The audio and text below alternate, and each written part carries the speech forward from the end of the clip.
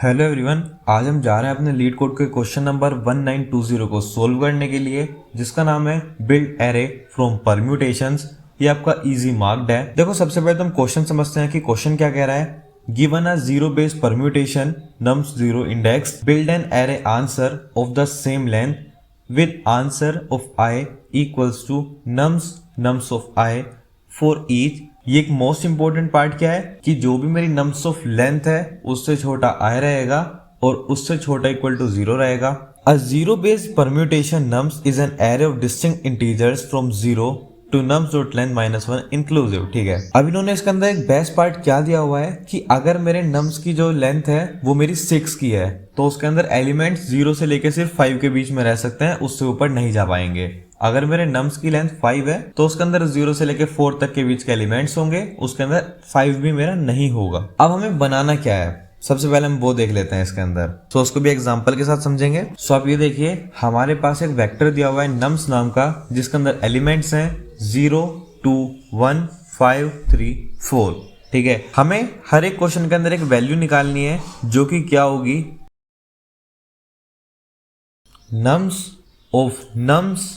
Of आई। हमें हर एक part के लिए इसके अंदर ये वाली वैल्यू को रिड्यूस करना है कि इसकी वैल्यू एग्जैक्टली क्या आएगी। सबसे पहले हम बात कब करेंगे, जब मेरी जो आई की वैल्यू है, इंडेक्स की वैल्यू है, मेरी 0 रहेगी, यानी कि मैं अपने फर्स्ट एलिमेंट पर हूं। जब मैं इसके अंदर अपने फर्स्ट एलिमेंट को पास करूंगा सो नम्स ऑफ आई की वैल्यू क्या हो जाएगी पहले एलिमेंट के लिए 0। तो फिर यहां से ये हटके क्या, यहां से हटके क्या आ जाएगा यहाँ पे नम्स ऑफ 0, और नम्स ऑफ 0 की वैल्यू भी कितनी है अगेन मेरी 0, सेम ही वैल्यू है। इसके साइड में यहाँ पे मैं अपनी आंसर वाली वेक्टर भी क्रिएट कर लेता हूँ एक बार। आंसर वाली वेक्टर मेरी क्या रहने वाली है, पहला एलिमेंट तो मुझे मिल गया, इसके अंदर 0 आएगा। सेकंड एलिमेंट की बात करते हैं। फॉर द सेकंड इटरेशन जो मेरी आई की वैल्यू है वो कितनी हो जाएगी इस बार 1। अब आप देखो, जैसे यहाँ पे आई की वैल्यू 1 होगी तो यहाँ पे क्या पास होगा, नम्स ऑफ 1। नम्स ऑफ 1 की वैल्यू क्या है 2 है, तो यहाँ पे ये पूरी चीज जब यहाँ पे आप चेंज करके यहाँ पे क्या आ जाएगा आपका 2 आ जाएगा। और नम्स ऑफ 2 की वैल्यू कितनी रहेगी 0 1 2, दैट इज 1। आई की वैल्यू 1 हो चुकी है। अब उसके बाद क्या हो जाएगी आपकी आई की वैल्यू 2 हो जाएगी यहाँ से। अब जब आई की वैल्यू 2 होगी तो यहाँ पे क्या आएगा 0 1 2, यानी कि यहाँ पे हम नम्स ऑफ आई को किसके लिए चेक करेंगे, इस बार हम 1 के लिए चेक करेंगे। तो यहाँ पे क्या आ जाएगा आपका 1। नम्स ऑफ 1 की वैल्यू कितनी होगी 0 1, दैट इज 2, तो यहाँ पे क्या आ जाएगा आपका 2 आ जाएगा। उसके बाद आगे चलते हैं इसके अंदर। उसके बाद आपकी आई की वैल्यू क्या हो जाएगी, यहाँ से 3 हो जाएगी। अब हम 3 पे चेक करेंगे तो 0 1 2 3, दैट इज 5। तो यहाँ पे जो आपकी वैल्यू है वो क्या हो जाएगी हट के, यहाँ पे हो जाएगी आपकी वैल्यू 5। और नम्स ऑफ 5 पे क्या है 0 1 2 3 4 5, यहाँ पे क्या है आपका 4 है, तो यहाँ पे जो नेक्स्ट एलिमेंट आएगा वो क्या आएगा आपका 4 आएगा। उसके बाद क्या आएगा यहाँ पे, जब इटरेशन आपका 3 के बाद कौन से नंबर पे जाएगा, आपका इटरेशन जाएगा 4th पे। सो आई इज 4 पे क्या होगा 0 1 2 3 4, दैट इज 3। तो ये हट के यहाँ पे क्या जाएगा आपका इस बार 3 आ जाएगा यहाँ पे। और नम्स ऑफ 3 में क्या वैल्यू है 0 1 2 3, दैट इज 5। तो यहाँ पे आपका नेक्स्ट एलिमेंट क्या आ जाएगा 5 आएगा। और लास्ट में इस तरह से आपका 3 आ जाएगा और आपकी ये जो है कंप्लीट हो जाएगी। सो आपको कुछ भी नहीं करना है, सिर्फ इस ही वेक्टर को निकालना है अपने उस वाले वेक्टर से। वापस अपने क्वेश्चन पर चलते हैं। आई होप कि आप क्वेश्चन समझे होंगे। ये इसका डायरेक्ट एक ब्रूट फोर्स अप्रोच है। सो आप देख सकते हो सेम चीज आपके पास है। आपका आउटपुट आया 0 1 2 4 5 3, बट इसके अंदर एक छोटा सा ट्विस्ट है। इन्होंने लास्ट में ये कहा है, इसके अंदर एक फॉलो अप है, can you solve it without using an extra space that is big of 1 memory. इसको हम लास्ट में सोल्व करेंगे, पहले हम इसको नॉर्मली क्वेश्चन को सोल्व कर लेते हैं। ठीक है, सो सबसे पहले मैं क्या करूंगा, सबसे पहले मैं अपने वेक्टर का साइज निकालना चाहूंगा। इससे मुझे मेरे पूरे वेक्टर का साइज पता चल गया। जैसे मुझे मेरे वेक्टर का साइज पता चलेगा उसके बाद मैं एक दूसरा वेक्टर यहाँ पे क्रिएट कर लूंगा इंटीजर डेटा टाइप का। अभी के लिए चलो उसका नाम रख लेते हैं सिर्फ आंसर। और इसके अंदर टोटल नंबर ऑफ एलिमेंट्स कितने रहेंगे n, क्योंकि उसने कहा है कि सेम साइज के लिए वो अवेलेबल है। देन उसके बाद हम क्या करेंगे, एक फॉर लूप चलाएंगे। इंट को i इक्वल्स टू 0 से इनिशियलाइज कर लेंगे, i is less than n i plus plus. जब मेरा कंप्लीट होगा तो उसके बाद मुझे कुछ भी नहीं करना, बस जो भी मेरे आंसर ऑफ i की वैल्यू है,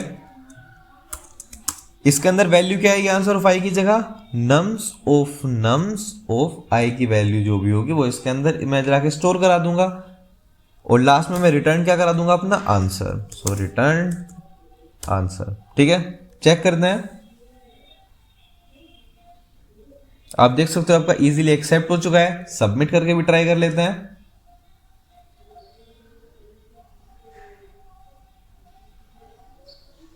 आप देख सकते हो आपका इजीली सबमिट भी हो चुका है। सो देखो ये पार्ट तो मेरा अच्छे से कंप्लीट हो चुका है जब मैं इसको सोल्व कर रहा हूं एक दूसरा वेक्टर क्रिएट करके।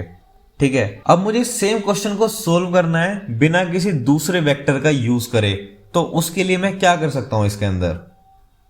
अब यहां पे सबसे पहले समझना जरूरी है। अब हम दूसरे वाले पार्ट के लिए सोचेंगे मैं ऐसा क्या कर सकता हूं कि बिना किसी दूसरे वेक्टर को यूज करे मैं उसको इजीली सोल्व कर पाऊं। सो उसके लिए देखो सबसे पहले ना मुझे एक अपनी रेंज पता है कि अगर मेरा कोई भी एलिमेंट है तो वो किस रेंज के बीच में रहने वाला है। वो मेरा 0 से लेके n-1 के बीच में ही रहने वाला है। जो भी मेरी नम्स ऑफ आई की वैल्यू है वो इससे ऊपर जाएगी ही नहीं। तो अब मैं क्या ट्राई करूंगा, मैं ये ट्राई करूंगा कि जो भी मेरा नम्स का वेक्टर है उसके अंदर आप मान के चलिए वैल्यू थी स्टार्टिंग में कुछ भी थी, 5 थी, देन 2 3 थी, देन 2 थी, अभी मान के चलते हैं। मैं ये चाहूंगा कि जो मेरा नम्स का 0 इंडेक्स हो मैं उसी पे अपनी नई वाली वैल्यू को भी स्टोर करा दूं और अपनी प्रीवियस वैल्यू को भी स्टोर करा के रखूं एक ही टाइम पे। अगर मेरा सेम इंडेक्स एक बार में दोनों वैल्यू को स्टोर करा लेगा तो मुझे ये तो पता चल जाएगा ना कि अब कॉन्फ्लिक्ट होगा ही नहीं इन दोनों के अंदर। और लास्ट में जो मेरी पुरानी वाली वैल्यू है मैं उसको हटा दूंगा तो सिर्फ मेरी जो नई वाली वैल्यू है वो रह जाएगी। साउंड्स कॉम्प्लिकेटेड, चलो इसको थोड़ा इजी बनाते हैं।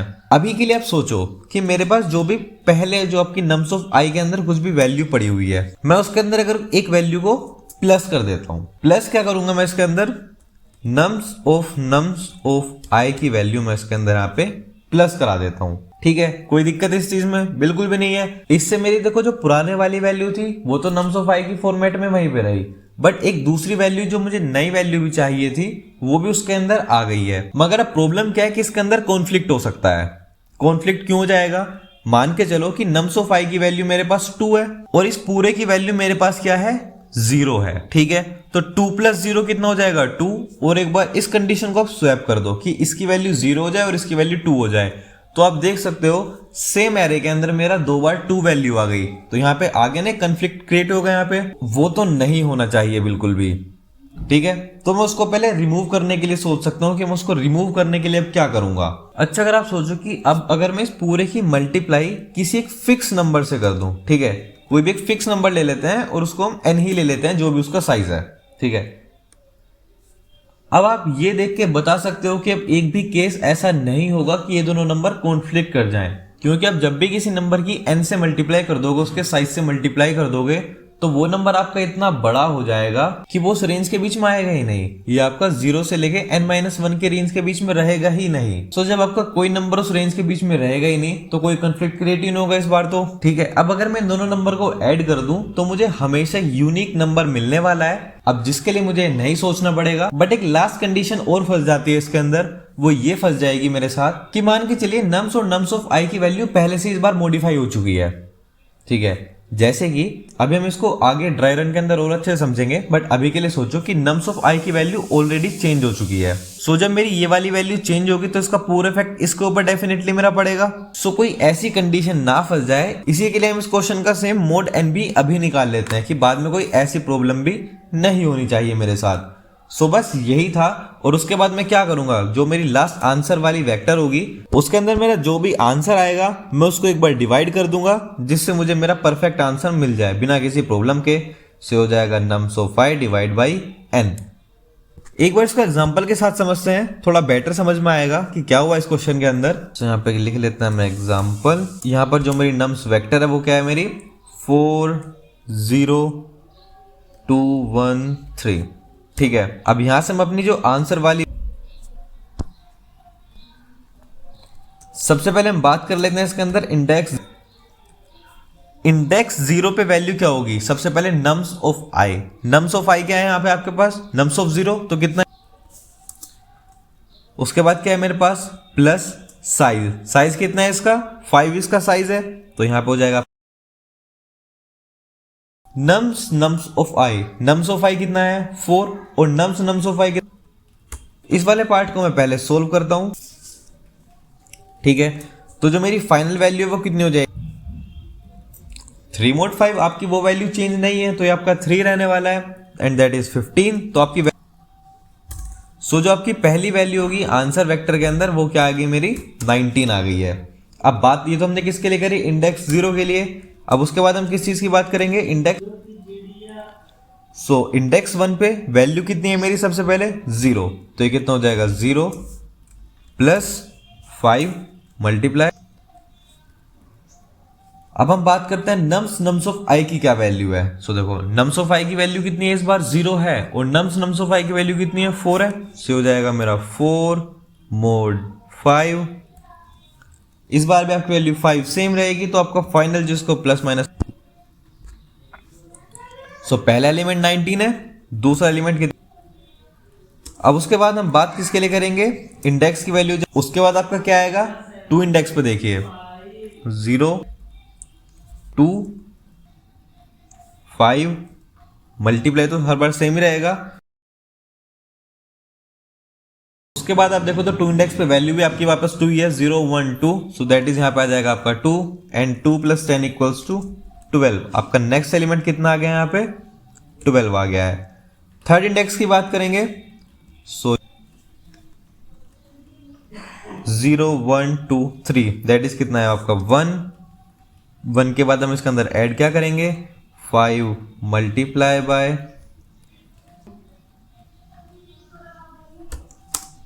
और जब इसको सोल्व करोगे तो आपके पास फाइनल वापस 1 आ जाएगा। सो इसको यहाँ पे डाल देते हैं, 19 हो गया, 20 हो गया, 12 हो गया, एंड देन उसके बाद मुझे क्या मिलेगा इसके अंदर 1। उसके बाद मैं लास्ट एलिमेंट को सोल्व कर लूंगा, तो उसके अंदर मुझे क्या मिल रहा है, यहाँ से 8 मिल रहा है। सो ये जो है ये मेरी एक नई आंसर नाम की जो वेक्टर है वो क्रिएट हो चुकी है।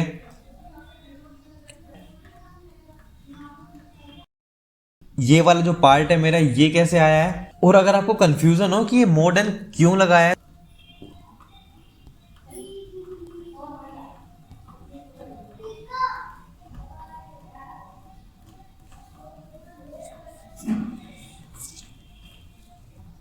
अगर मैं यहां पे देखो सभी,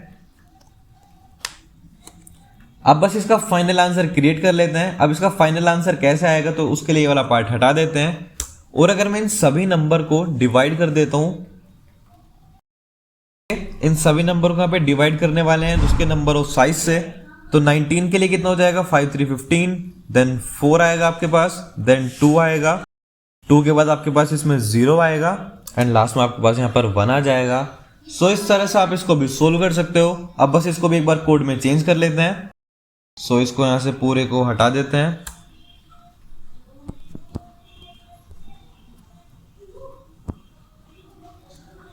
सो इसके अंदर हमने क्या किया, सबसे पहले हमने इसके अंदर अपना साइज निकाला, उसके बाद हम यहाँ पे एक फोर लूप क्रिएट कर लेते हैं।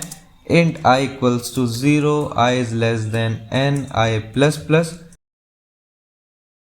हम अपने पहले वाले वेक्टर के अंदर क्या कर रहे थे, जो भी मेरी नम्स ऑफ i की वैल्यू है वो आपकी इक्वल टू कितनी हो जाएगी, nums of i plus n जो भी उसका साइज है मल्टीप्लाई बाय, उसके बाद क्या कर रहे थे हम, नम्स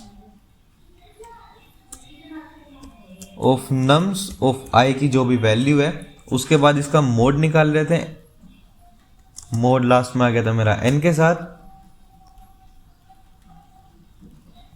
सो यस, ये किसका काम था, ये मेरा पहली वाली लूप का काम था। जब इसका काम खत्म हो जाएगा तो उसके बाद मैं अपनी वैल्यू को वापस से डिवाइड कर लूंगा। So again int i = 0, i is less than n, i++, और लास्ट में उसको हमने डिवाइड करना है। सो इसको मैं लिख सकता हूँ nums of i divide equals to n। बस ये आपका खत्म हो जाता है, और लास्ट में मैं रिटर्न कर क्या कर, और लास्ट में मैं अपनी वापस से सेम वेक्टर को रिटर्न करा दूंगा। सो रिटर्न नम्स, चेक करते हैं। यस, आप देख सकते हो मेरे सारे टेस्ट केस पास हो चुके हैं। सबमिट करके चेक करते हैं।